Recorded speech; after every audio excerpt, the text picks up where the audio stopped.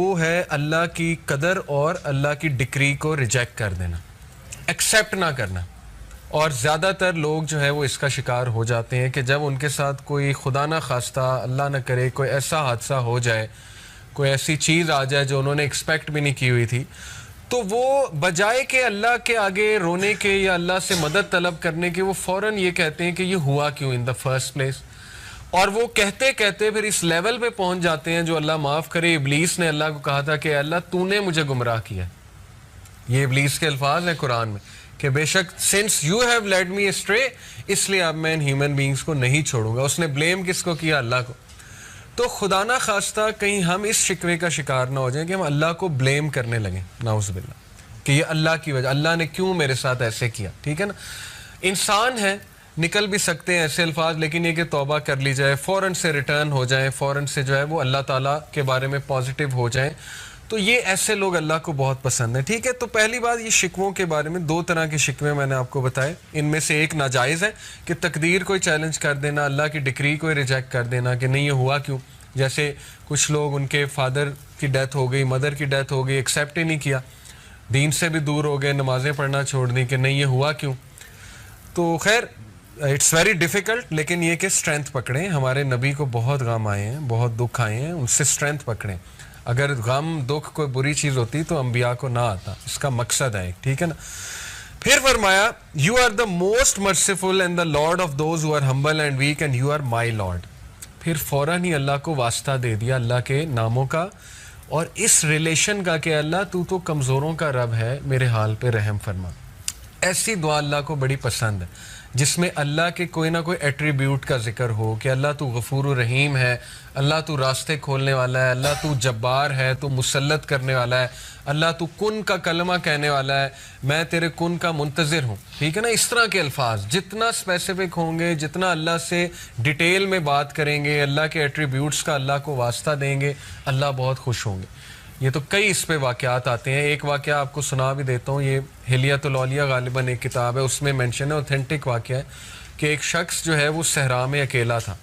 ये मेरा ख्याल इब्ने हजर ने गालिबन कोट किया, मे बी मुझे नाम सही से याद नहीं आ रहा, लेकिन एनीवे वाक़या ऑथेंटिक है। उस शख्स को सहरा में डाकू मिल गए और वो बैंडिट्स मार देते थे, कत्ल कर देते थे, बड़े ख़तरनाक बैंडिट्स थे। तो वो जब बैंडिट्स ने उसे घेर लिया तो बैंडिट्स ने कहा कि हाँ जी, क्या आखिरी ख्वाहिश है? ये तो तुम्हें पता है, मारना तो हमने तुम्हें है ही, चीज़ें तो तुम्हारी लेके। तो उसने कहा अच्छा मुझे ना 2 नफल पढ़ने दो। तो वो हंसे, उन्होंने कहा ठीक है पढ़ लो, 2 नफल से क्या होगा।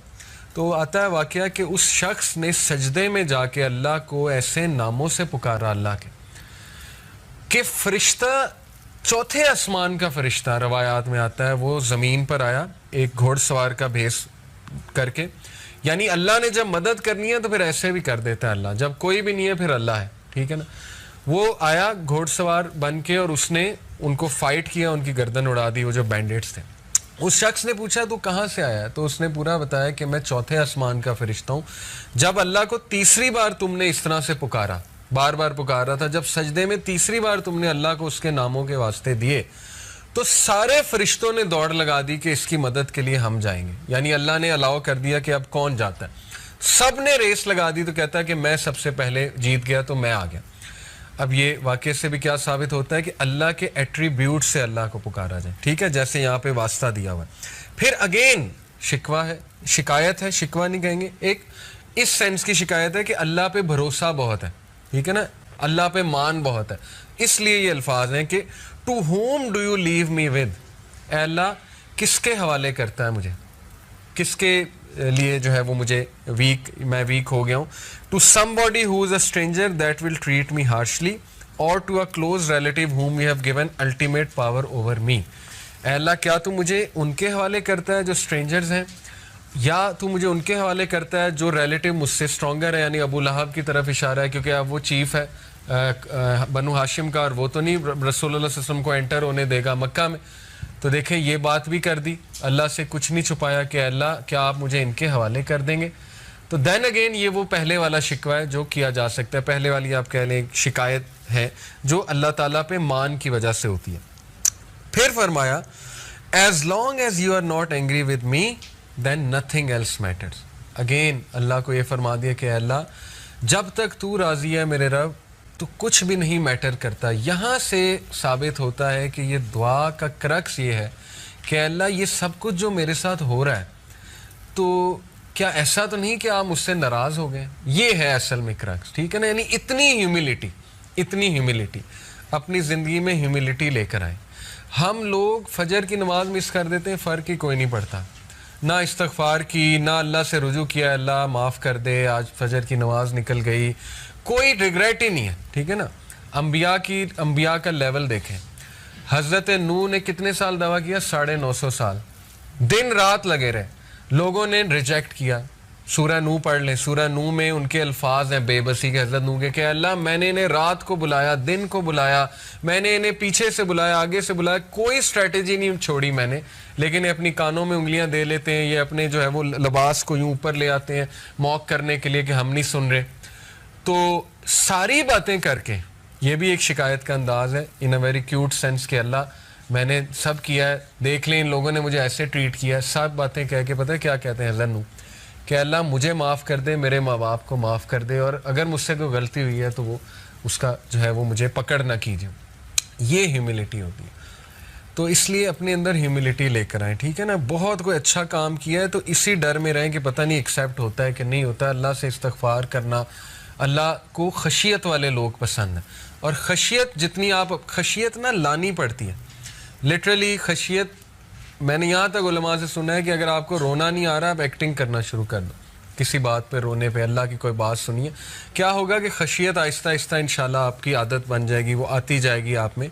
तो ये ऐसे लोग अल्लाह को बहुत पसंद हैं जो हर क्रेडिट अल्लाह को दें, अल्लाह ताला के आगे झुक जाएं, अल्लाह ताला से माफ़ी तलब करें वगैरह वगैरह। फिर फरमाया except for the fact that your protection from tribulation, your ease and comfort is more easy for me. लेकिन अल्लाह ये बात दुरुस्त है कि अगर आप मेरे लिए ईज़ क्रिएट कर देंगे, कंफर्ट दे देंगे, तो ये मेरे लिए ज़्यादा पसंद की चीज़ है। अपनी ख्वाहिश भी बता दी, ठीक है ना। ये नहीं कि बंदा मुश्किल ही मांगे, बंदा आसानी मांगे, और आसानी मांगी हमारे नबी ने। ओ अल्लाह, I seek refuge in your face, that is the source of the light that gets rid of the darkness because of which this world is guided। फिर वास्ता दिया अल्लाह के फेस का कि अल्लाह तेरा चेहरा, उससे नूर आता है, वो नूर से तमाम डार्कनेस दूर हो जाती है। तो अल्लाह को कितने अल्फाज पसंद है। And I seek refuge in your face that your anger comes down, it's your right to criticise until you are content. Allah तेरा हक है, तू अपने बंदों को पनिश करे, क्रिटिसाइज करे, जो करे ये तेरा हक है, तुझे कोई पूछने वाला नहीं है। And there is no power or change except with you and through you, जो हम कहते हैं ला हौला वला कुव्वता इल्ला बिल्लाह, ये एक्चुअली उसकी ट्रांसलेशन है कि अल्लाह कोई स्ट्रेंथ कोई पावर नहीं सिवाय तेरी तरफ से जो भी स्ट्रेंथ और पावर आ जाए। इतनी ये जामे दुआ, इतनी खूबसूरत दुआ है। इसको हम थोड़ा सा अगर एनालाइज करें, मैं आपको इंशाल्लाह, एक तो मैंने बताया कि शिकवे जो दो तरह के होते हैं, उसमें कौन से वाला जो है वो जायज़ है और कौन से वाला जो है वो नाजायज़ है।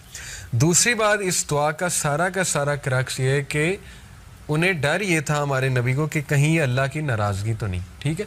तो अगर आपके साथ कोई हादसा आ जाता है, खुदा ना खास्ता कोई डिज़ीज़ आ जाती है, कोई मुश्किल आ जाती है, सबसे पहले ये सोचें कि कहीं मैंने अल्लाह को नाराज़ तो नहीं कर। सबसे पहले अपने बारे में सोचें कि मेरे से तो कोई गलती नहीं हो गई, कोताही तो नहीं हो गई। ये है खशियत, ठीक है, खशियत वाला एटीट्यूड, इसको अपनी आदत बना लें। यही अंबिया से भी साबित होता है। फिर ये जो एंड इन्होंने किया ला हौला वला कुव्वता इल्ला बिल्लाह, ये जिक्र तो ट्रेजर्स ऑफ जन्ना में से है। हदीस में आता है कि जन्नत के ख़जानों में से एक जिक्र है ला हौला वला कुव्वता इल्ला बिल्लाह। दूसरा गम में और बहुत ज़्यादा सौरों की हालत में ये वाला जिक्र बहुत तक़वियत देता है, ला हौला वला कुव्वता इल्ला बिल्लाह। इसकी ट्रांसलेशन भी बड़ी तक़वियत देगी, ठीक है ना। इससे साबित ये होता है कि अल्लाह, वो कहना ये चाह रहे हैं कि अल्लाह मेरी कंडीशन तब तक चेंज नहीं होगी जब तक आपकी तरफ से मुझे हेल्प नहीं आएगी।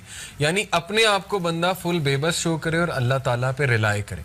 ये है अल्लाह पे कॉन्फिडेंस, ठीक है ना। होता क्या है कि हम सबसे शेयर करके फिर अल्लाह के पास जाते हैं, तो ज़ाहिर है अल्लाह को अल्लाह की गैरत है, अल्लाह को शायद बुरा भी लगता हो कि देखो सबसे शेयर करके अब मेरे पास आ गया। तो रिलायंस तो ये, कॉन्फिडेंस तो ये कि जब हादसा हुआ है सबसे पहले कहाँ शेयर किया, अल्लाह ताला से बातें की हैं, अल्लाह ताला से नोट्स लिखा करें, नोट पैड लिखा करें, अल्लाह से गुफ्तगू किया करें, सारा अपना दिल खोला करें अल्लाह के आगे। इसको आदत बनाएं, ये बहुत एम्पावरिंग चीज़ है, ठीक है ना। और याद रखें कि देखें जैसे हदीस में आता है ना कि जब बंदा सूरह फातिहा की तिलावत करता है अल्लाह रिप्लाई करता है।